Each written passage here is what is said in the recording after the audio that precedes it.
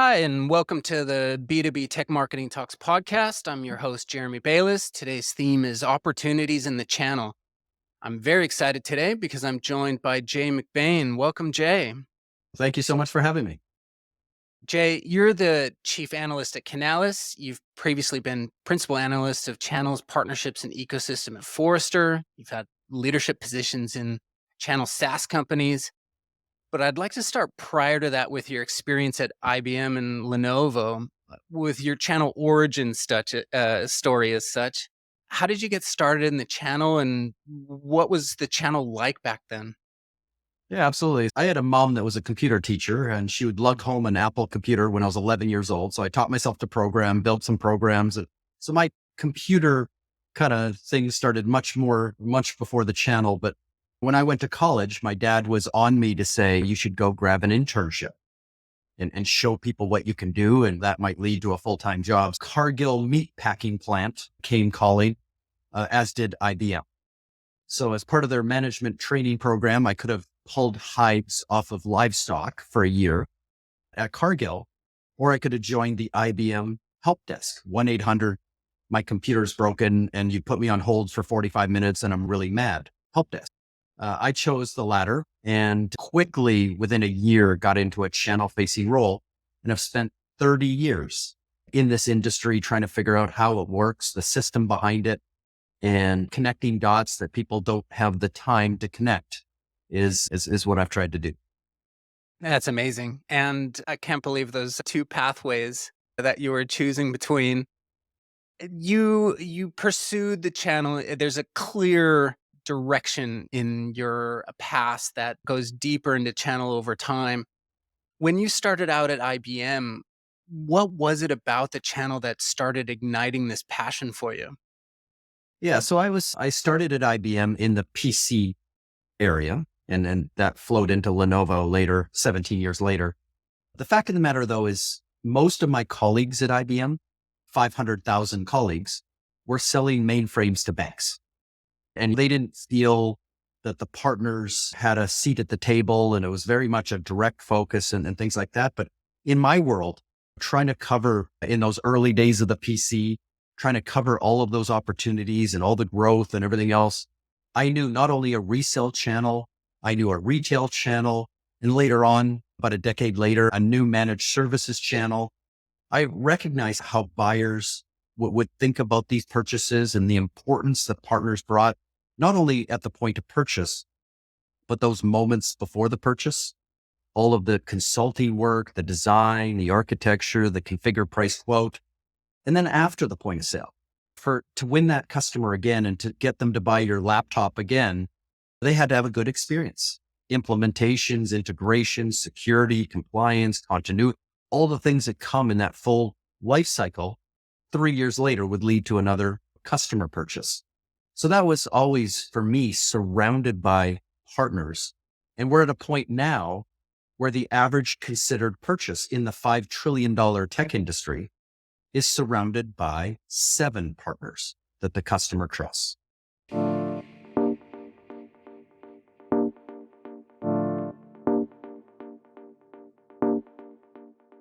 So, Jay, I was hoping we could kick off our conversation with an overview of Canalys and what you do, what your focus is, and what your guys' mission is as a company. Yeah, sure. Canalys is a top 10 research and analyst firm around the world. We have a niche, and our niche, Canalys, is Latin for channel. So this company is over 2 decades old and it's always focused on go-to-market and routes to market. You've got big companies like Gartner and Forrester and IDC and others that are more generic, and they'll touch on different topics for different buyers like CIOs and CMOs and stuff. We're pretty much focused on the partner first, the vendor that supports the partner, which there's 35,000 today with channel managers and with channel programs and running channel technology. We're focused on the distributors that support those vendors and partners. And there's hundreds upon hundreds of those today across the world. So we're in this technology market, and the 70.3% of the $5 trillion last year that businesses and governments spent on tech and telco go to, through, and with the channel. And that's what we do. It's incredible. And the pace at which you're publishing research is just phenomenal. It feels like every day there's new insights coming out from you. Tell me more about Microsoft Inspired today. Yeah. So Microsoft Inspire today announced a whole bunch of things around generative AI, which most people would have expected. But there's a brand new partner program around generative AI. And you're wondering, what does that mean? They just came out with a new point system last October. Microsoft has the largest channel of any company in the world with 470,000 partners and 400 new ones that join every day. But they're starting to show the education, the training, the certifications, the competencies, all of the different monetization or the multiplier around generative AI. How do partners make money? And then how do they get recognized, in this case, by Microsoft? You'll soon be hearing from AWS and Google and IBM and others. And the idea is this is a whole new program that wouldn't have looked anything like programs we've seen in the last 43 years. So again, what does this mean for the partner? What does this mean for other vendors that are either in this space or looking at this space? And how do we make sense of this new economics of partnering? Generative AI is such a hot topic, and this is something I wanted to bring up today. We're seeing partners starting to come to grips with how do they use large language models and how do they incorporate this into their day-to-day activity and their service models. Do you see any movement in this space in the channel already, or is it still we're feeling our way into it? The channel overall, there's millions of partners of different types that all the GSIs, global system integrators, have put out big announcements of their generative AI practices. And some like KPMG have signed the big deal with Microsoft that was announced not too long ago. And yeah, from the large perspective, but what we are figuring out, if I go back to this multiplier, is where the opportunity actually is. We know that generative AI, much like infrastructure as a service, software as a service, security, is going to be in 7 layers out of the gate. You're not just going to go buy business version of ChatGPT or a business version of business version of Watson X from IBM. You don't just go buy that as a SKU. What's going to happen is you have to think through as a partner all of the compliance, all of the security, all of the data. And you're going to work with companies like Snowflake or Databricks and other companies that you may not have worked as much with in the past around the large language models. You're probably not going to host these models. You're probably not going to be in charge of feeding these models and writing the algorithms, but there are partners that will. The average company today of mid-market size or larger has 7 partners they trust. And one of the main things partners take from this is there's probably going to be 6 other partners in the room, and you're not competing over the same thing, but the larger opportunity around it can really feed all the partners and being able to work and co-innovate together, create value together, leverage each other's network effects as you can take this to other companies, either around the world, in the same industry, same buyer type, same segment or sector, same kind of 7-layer stack expertise, same delivery model. So there's so many areas to go take this and build your own ecosystem and build a practice that can take you to new heights. It feels like such a new era because as many business leaders are just thinking about the unwrapped ChatGPT or Bard, as you called it, the opportunity really here is looking at how are other organizations going to put a wrapper over it and infuse it into offerings that evolve them into new heights that partners can take to market, which is fascinating. And it's all happening very fast. Yeah. And this isn't the first time a new technology has taken over the consumer realm. You're reading about it in the New York Times and you're watching about it on the news. And this has become a consumer level frenzy of which every one of your clients is asking, okay, can you translate all that consumer stuff, Terminator 3 and Skynet, and can you take all that and tell me from a business perspective what I should be doing? But 10 years ago, we were in a flurry around Internet of Things. A year ago, we were in a flurry around the metaverse, around automation, robotics, self-driving, drones. I could take through 3D print. I could take you through dozens of examples of these emerging technologies promising huge things for partners of different types. But what you'll find out is all boats don't rise. Internet of Things 10 years later is still not a common practice across the channel. There are companies making billions of dollars, bringing in plastic from China and getting it out there and building out the 5G networks and building out all the different edge to cloud technologies and stuff. But it never became a broad-based opportunity, even though you would think that every one of your clients could succeed with Internet of Things. It really wasn't true.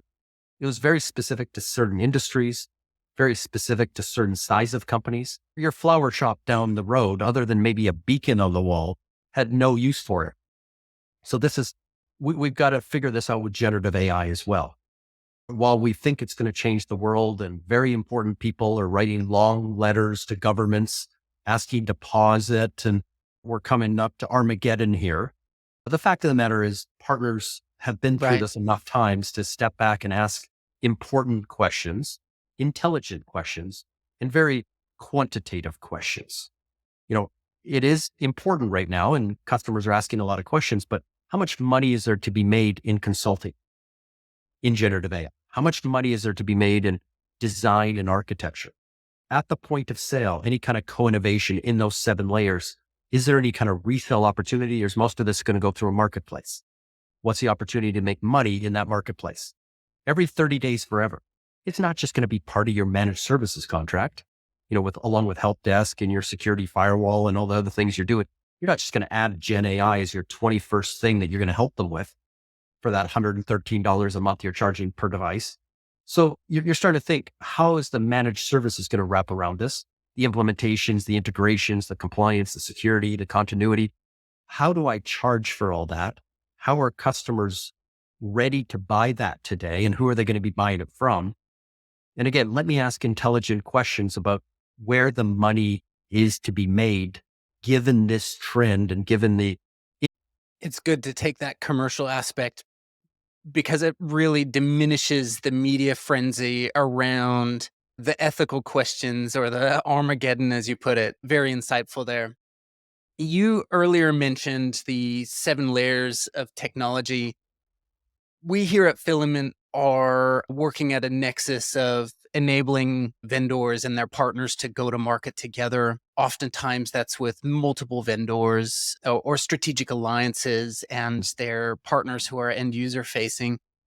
When Canalys published the 7 layers of technology, which is made up of the distributors and the cloud marketplaces and telcos and aggregators and so forth, that was a real aha moment because it visually gave us the ability to show what is happening and the way that the different partners sit alongside each other. And I think I even see the poster on your wall of that image.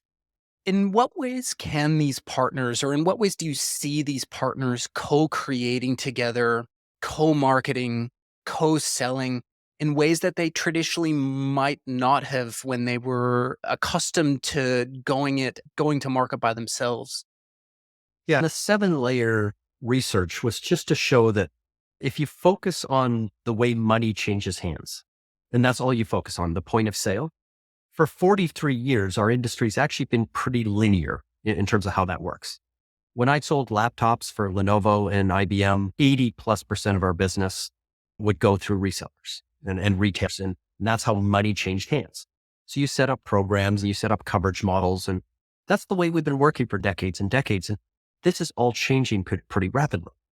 Obviously, the cloud has introduced cloud-based distributors that are distributing bits, not atoms. They don't have distribution centers. They don't have 3PL logistics. But there's a ton of orchestration that needs to happen. So there's the fastest growing distributor in the world, like a PAX 8, doesn't have traditional distribution value across logistics and supply chain, but have a ton of value for orchestrating the outcomes of what clients are asking partners for. And that's why they're growing so quickly. They have a bunch of competitors around the world that are also growing quickly. You look at the next layer, like telco, that convergence with IT. Telco services are still larger than IT services. Not a lot of people know that won't be a few years from now, but there's still $1.5 trillion of telco services The 25, what used to be called master agents, now tech solution brokers, have consolidated down to about 4 of them now, really large and very technology focused groups. That is another layer of distribution. Marketplaces are growing at 86% compounded. They almost double in size every year. There'll be $45 billion spent through marketplaces in the cloud by 2025, a year and a half from now. AWS is going to be a top 10 distributor around the world, along with TD SYNNEX and Ingram on that list. So this is changing rapidly. And the buyer of technology will be a millennial in less than 2 years. These are iPad kids, digital first. And how credits are going to work and how money changes hands completely changes the economics of what we've done for 43 years. New programs, new relationships. When you talk about the intersection of vendors and distributors and partners, all of the funding that takes place. We just talked about Microsoft's new program today. Almost no money at the point of sale because they're not selling AI. It's embedded in other things. And the money and the economics is different because there's no skew. So in that world, we're talking multipliers, we're talking marketplaces. There's a lot of changing. And I go down from there. There's 4 other categories of how money changes hands. And it's important to know that what's fueled this industry for decades, since the very beginning, August the 12th, 1981, till now, is changing pretty radically. And it's changing so quickly that in the next 3 to 5 years, it's going to be radically different in terms of how we make money as partners, how vendors support that, and how distributors find a spot to orchestrate and add value so that they remain very relevant in that new future. It's really fascinating because from our point of view, we're starting to see business leaders within the individual organizations start to wrap their head around how do we structurally shift to meet this change. And from a resourcing perspective, even they're starting to figure out if we're going to market together with multiple partners because we're all in service of some end user down the chain, and we're all trying to sustain a longer term sales cycle to reach that end user business, how do we sustain it together that makes sense? And we might see in the B2B space, let's say 12, 18, 24-month sales cycles. If you've got multiple partners in play, nobody really owns the sustaining of that sales cycle across all of them. And so it's fascinating to watch business leaders try to figure out, should sales own this? Should marketing own this? Do we need partner marketing teams in the way that SaaS is not starting, but has really shifted into and leaned into their partner ecosystems? It's hard. It's a hard change because they haven't done that for decades. And it's fascinating to watch it take place.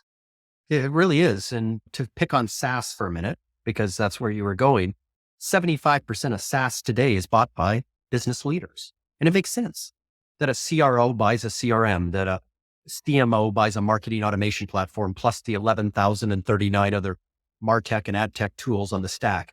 It makes sense that a customer success buys a ServiceNow, a HR buyer buys a Workday. It just makes sense. And they're spending over half their time on tech now, as opposed to their day jobs. So this is just a tech economy where the people, the companies they work for, regardless of what industry, are becoming more technology companies. So everything's converging at once into this space. But let's pick on one of the largest SaaS companies, Salesforce. Here's a company that is almost 100% direct. Talk about how money changes hands. Only in a few places in Asia Pacific do they have indirect, and they might be growing that a little bit more based on some recent announcements. But let's assume that $32 billion a year is direct, mostly. And that's larger in size in revenue than SAP. They got to a valuation higher than Oracle for a while. So this is big time stuff. And they got there without a channel selling their stuff. But at the same time, they're recruiting 500,000 partners. So why the heck would a partner sign up to somebody where you can't sell their product? Every dollar of Salesforce comes with $6.19 of ecosystem or economic value. If that customer has 7 partners they trust, you're all staring at the $6.19. So they're spending $100,000 on Salesforce consumption or subscription. And now there's $600,000 for all of us to divide amongst ourselves in richly paid services. Like we're talking 75% margin services. And we can break that down before, during, and after the transaction. We can break it down into co-innovation and the 6 other ISVs that'll be sold with every dollar of Salesforce. Break it down into the strategic and business alliances. But yeah, you're going to have an ecosystem leader. You're going to have a partner business development person that looks at your customers, your TAM, figures out who the 7 people surrounding them are, figuring out who the most likely non-competitive companies you should be integrating with. And here's another thing that's brand new in the last 6 months. Every buyer in every industry is becoming integration first. Ahead of price, ahead of service, ahead of any other part of the criteria, we're integration first. So we're buying tools now, not in terms of how much they cost, but how well they work with our already established system that we put in place, the layers we already have. And so flip gears into consumer, 91% of us today would not buy a car unless it has Apple CarPlay. This in our personal lives and our professional lives, we're integration first. And partners need to be integration first because that's what your buyer is. They don't want a single throat to choke. They don't want a trusted advisor without a plural. They literally want you to plug in and add your skills, add your capabilities, build out their capacity, and they're free to spend upwards of that $6 for every dollar outsourcing some or all of that technology services that they need to do to be successful. And that's it. That's everybody needs to look at this. And do you hire more direct sales people? Do you hire more marketing people? Or do you start looking at your customer and who surrounds them in the first 28 moments on average before they make a decision? Who surrounds them at that point of sale? Because it really doesn't matter for the first 30 days of a subscription or consumption model of where the money goes, who collects the money. But then every 30 days after that, your retention, your renewals, your upsell, your cross-sell, your enrichment, your entire lifetime of that customer, the value of that customer is to keep them as a lifetime customer is partner driven. So I got to look at the entire journey now that never ends because it gets renewed every 30 days or every year forever. I just want to jump on one stat that you just threw out there. 28 touch points. Now we'll be sitting across from business leaders and talk about 12 to 18 touch points on average. 28 touch points. Tell me more. Yeah. So let's not use the word touch point because that would seem more sales or marketing specific. Let's talk about moments. It seems more psychologically safe to use that word. So let me take you back to the last time you bought a car. And today there's 63 major manufacturers of cars that build 365 brands of car. So you're not going to go on 365 test drives. That's one every day of the year. You're going to start to narrow things down. Do I want an SUV? Do I want it to be electric? You'd start to think, but what are the moments early in that journey as you start to build that funnel and narrow things down? Not till you want a mid-sized SUV that's electric have you got it down to something that your head can contain and move forward with. And you're using YouTube, you might be using social media, you're talking to your neighbors and friends. Those are all moments in time. They may be very simple, like reading a tweet. It could be complex, like reading an ebook or listening to a full podcast like this. It's all part of the moments. And we all have psychology. Some of us love podcasts and others don't use that medium. So in that world, as you move along your car buying journey and you're narrowing things down and you're getting reinforcement from those you trust, guess what? Around the mid journey, you start going on the website, configure, price, quote your car, build out the color and the rims you want. You start to get a little bit excited about exactly how it's going to look. And then before visiting the dealership, you go and download the invoice price. You know what they paid for it. You download the back-end rebates this month, any funny money that's going on, within $100 what that car is going to cost. You don't need that old school 8 hours as they try to get you a deal, the manager. You'd rather like Carvana, just deliver the car on my driveway, hand me the keys. I'd happy to pay you $100 more just to avoid ever going to the dealership experience. But that's your 28 moments. And you could count all the times and all the things you did and all those YouTube videos you watched of your car racing up against the Tesla or something. Those are all moments. and everybody's competing for those moments. You can imagine 63 manufacturers competing for those moments. And guess what? In the post-cookie world, you can't go buy those moments anymore because your privacy is protected by Apple and soon to be by Google. They have 99% mobile share and 82% desktop browsing share combined. You get to the internet through two companies, $2 trillion companies, multi-trillion dollar companies. And so when those two companies decide there's no more cookies, there are no more cookies. So whether you're Ford or Mercedes or Toyota, you can't go buy your 28 moments. You got to go partner with that YouTube creator. You got to go partner with the ebook creator. You got to go partner inside those social networks and those circle of trust that you built. And if those people surrounding you have led you to a certain SUV brand, then they get credit, and they should get credit in the new economics of partnering to getting you to the dance. If the dealership takes your money, perfect. They should earn whatever that's worth, but it could be a digital. Most states and provinces are now because of Tesla, are taking down the requirements you have to buy from a dealer. So you could buy it direct on a website, especially for electric cars. They look like a computer. Then every 30 days after that, whether you take it to that dealership for service or it drives itself to get its own service at 3 a.m. I put a 20-minute video on the future of cars on YouTube myself, talking about partnerships. But that's it. That's the 28 moments. The same goes for when you buy software. The same goes when you buy any considered purchase. It's the average of moments that land you in the vendor, the brand, the decision you make. I really appreciate the language that you're using to describe this, because we're seeing a radical shift in how organizations are viewing demand and how they are shifting attribution and where they source net new prospects and leads and how they qualify. This is all shifting very fast. And it's fascinating that it's being driven by them being forced to, because of the two monoliths are making changes that they're pushing them in that direction. And I think it's positive. With just a nudge. Wanted to take you back to what you were just describing around these services that are being wrapped around SaaS and other providers, and ask you about some research that Canalys published a few months ago around partners outpacing vendors rapidly. Why do you think partners are outpacing vendors? Can you tell us a bit more about that?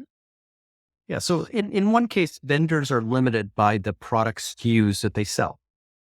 And either it's a hot category, which last year at this time, PCs were really hot coming off the pandemic and stuff. This year, it's a disaster. They're down double digits.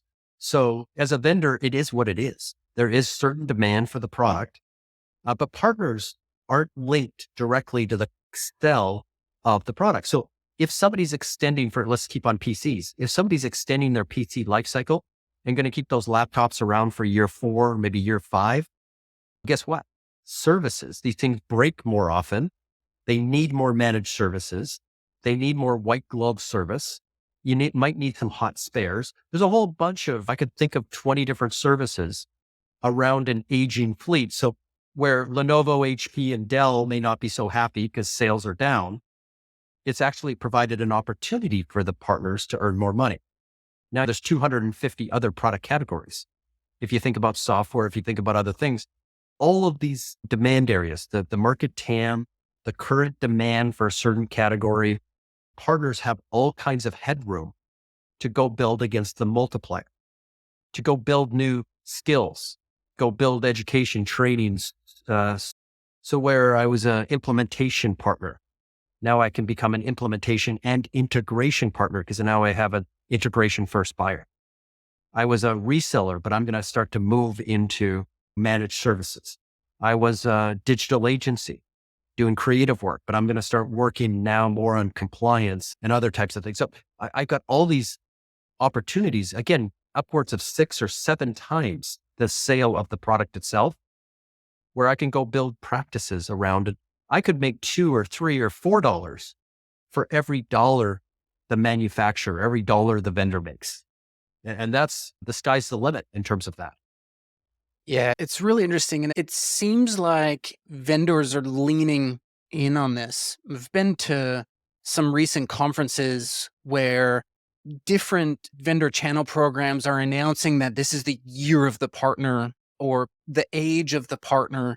And it seems to be a critical strategic imperative on their end to invest in partner value creation. Is that something that's evident in your research?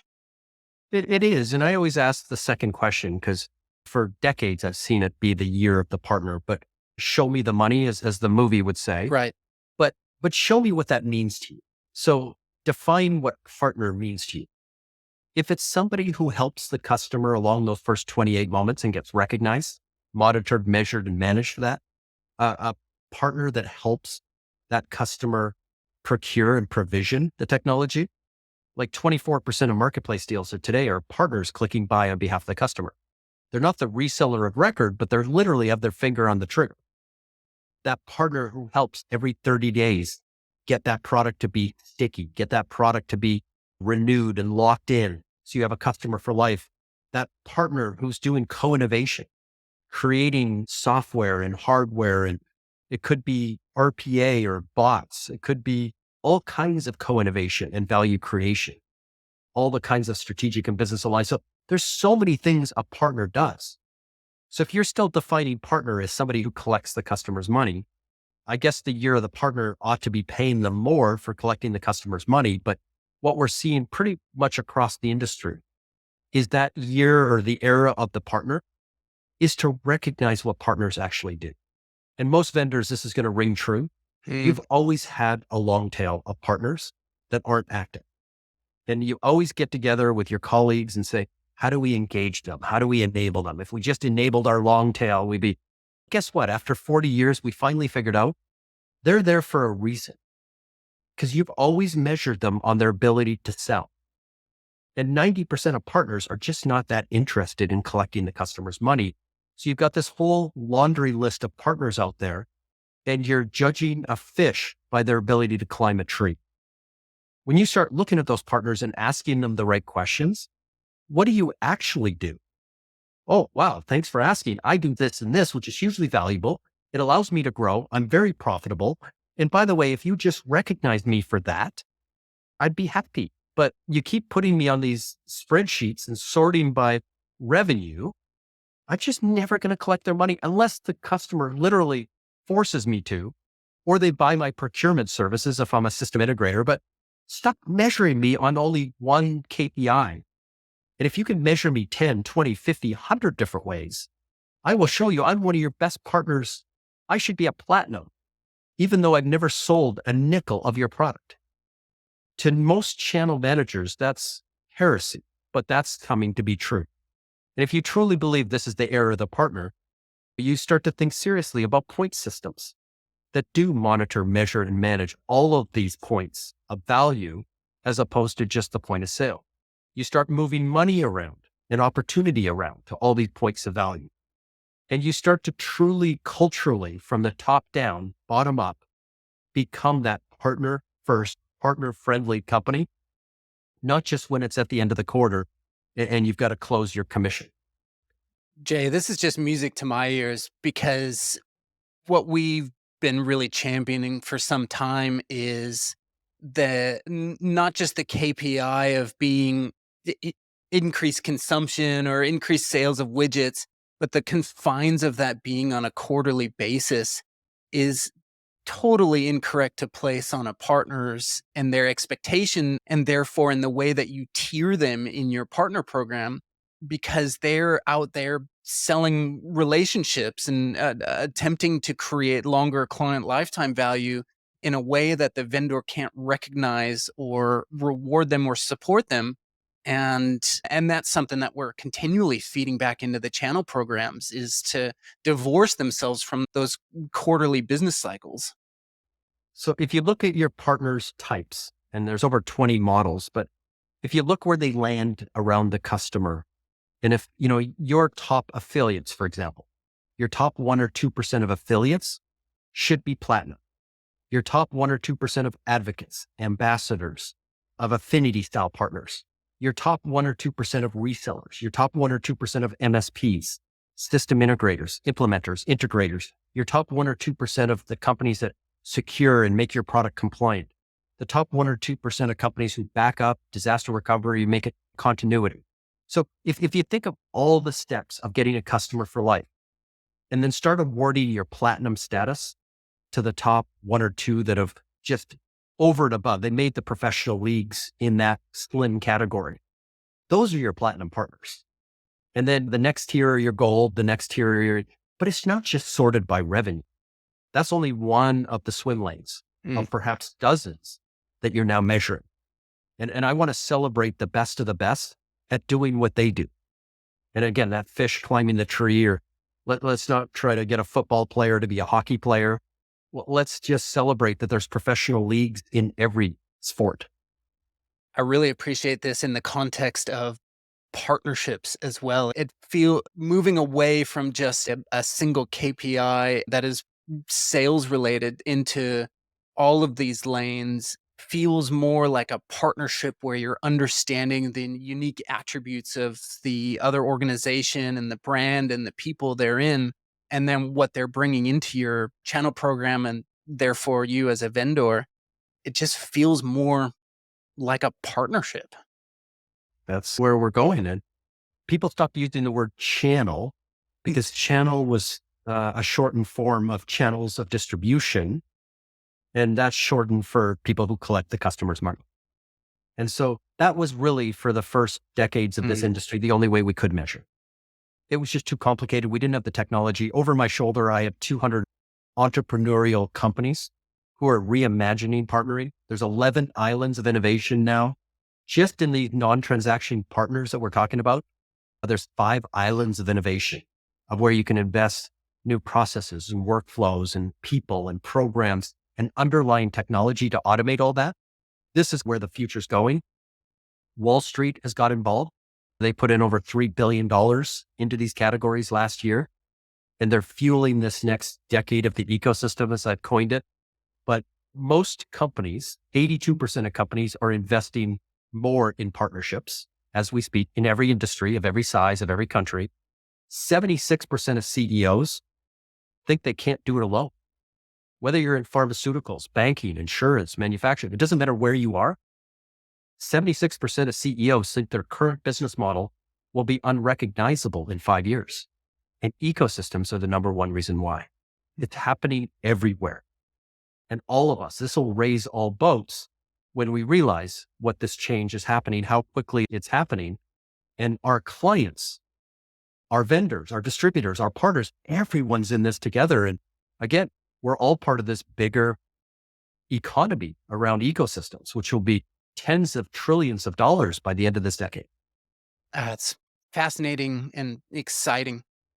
Wanted to shift gears into another topic, albeit from our limited view, something that we've been seeing come up in strategic discussions.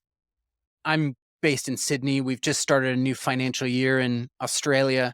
In strategic conversations, there's been a increase in focus around accelerating various service components, most popular being partners shifting into managed security as a service. We've seen some unified communications as a service. There's been some talk, although I haven't seen any real go-to-market for it, but there's been some talk even as contact center as a service. Do you, from Canalys' point of view, see increased investment in these additional as a services? Yeah. So aligned with my previous stat of 76% of CEOs think their business model will be unrecognizable. The future business model, by the way, is subscription consumption. Everyone who sells you your toothbrush right up to your car, everybody who sells you software, hardware, and services are thinking about how to charge you monthly forever. A Dell, a Cisco, an HP, a Lenovo, all the client server biggest companies are all 100% committed to subscription consumption. It helps their valuation with Wall Street. And you even have Michael Dell out talking about 10% of the orders now in infrastructure are coming in via Apex. You have GreenLake having triple digit growth quarter on quarter. So everything's changing into this new model. So when you put AAS on the back of 250 categories in the tech industry, the $5 trillion industry we're in. Guess what? There's a huge partner opportunity to go and make that a reality. So that's where everybody's thinking is. And it's just a race on who can get there the fastest. So it's not just security and the $82 billion security software industry. It's the $300 billion of services that kicks out. And the most successful services are not project-based, because if you get a valuation for those or you're going to be acquired with those, people are going to pay either pennies to the dollar or up to $1.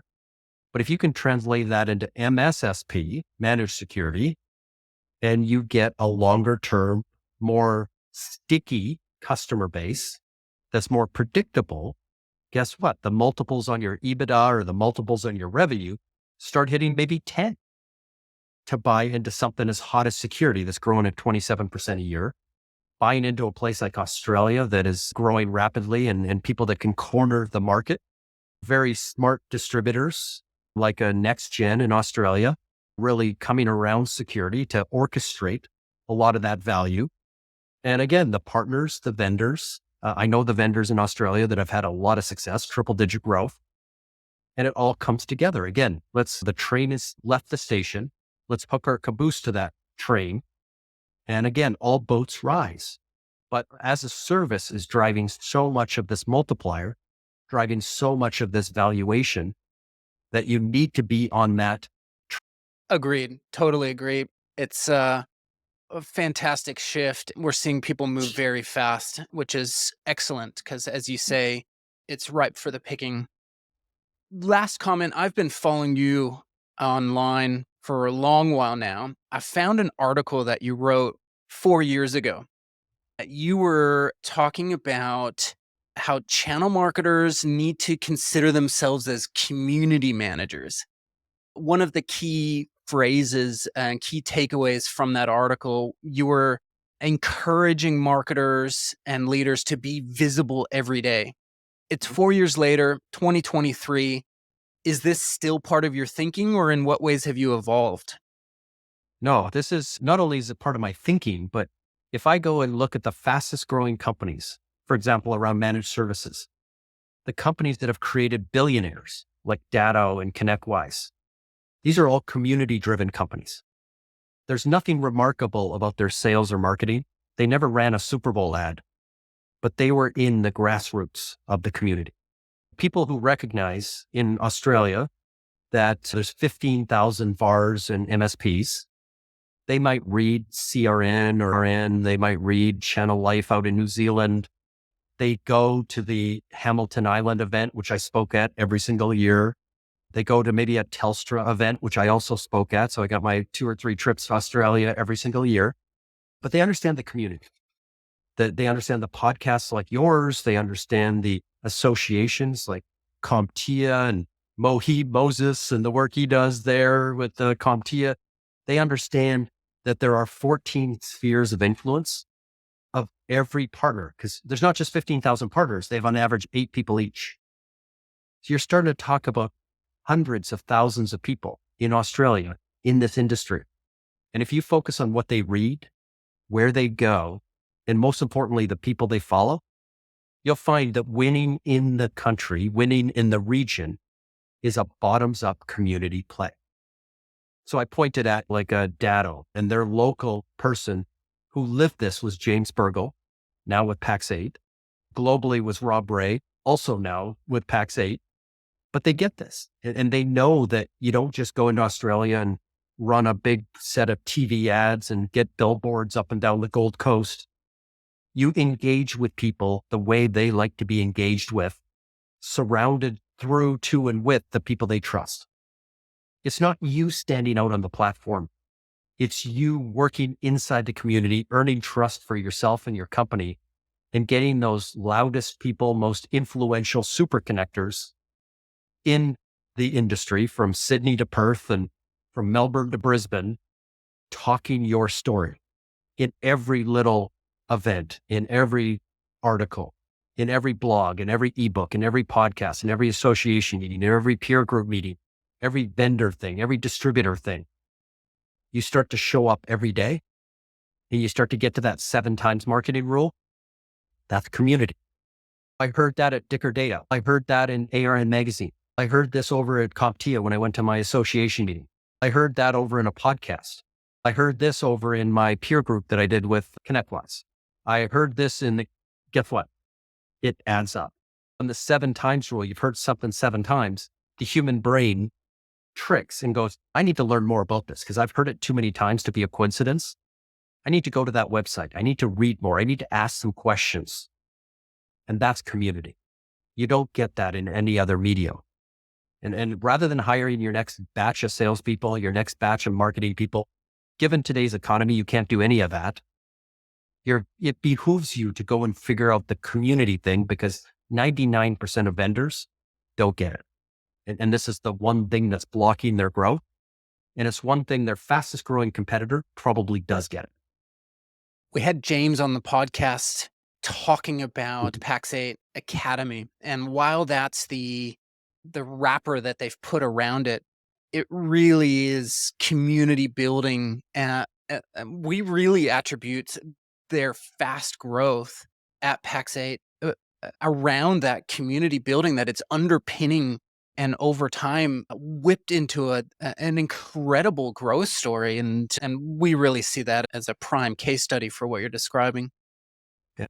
And we were there. They were at our event, Singapore, last year, and they had signed up 700 new partners in their first few months. It's absolutely the fastest growing in the region. I just went and spoke at their big event here in the US, big global event, first one. Mm-hmm. And it's just, there's 1,300 people in the audience, standing room only, waving money at how excited they were. And again, no TV advertising, no traditional floors full of salespeople, the way you'd expect another distributor might run. But you can't go to any Marriott or any Holiday Inn or any hotel anywhere with 20 partners without seeing somebody from there or something from there contributing. And that's it. It's a feeling. It's a culture. It's, again, top down. I know all the founders really well. Bottoms up. I met with their board while I was there. I met with investors while I was there. Everybody feels it. And you can't mimic that in front of a partner. You can't pretend. You can't just have one channel friendly person in a channel unfriendly vendor. That only goes so far. But when they just feel it from, again, the mailroom to the CEO and everybody around, that creates a movement. That creates momentum. And everything comes from there. So community is probably the most important thing I talk about to anyone in this industry, partners, vendors, distributors. Speaking of community, Canalys forums are coming up. Wanted to conclude with that.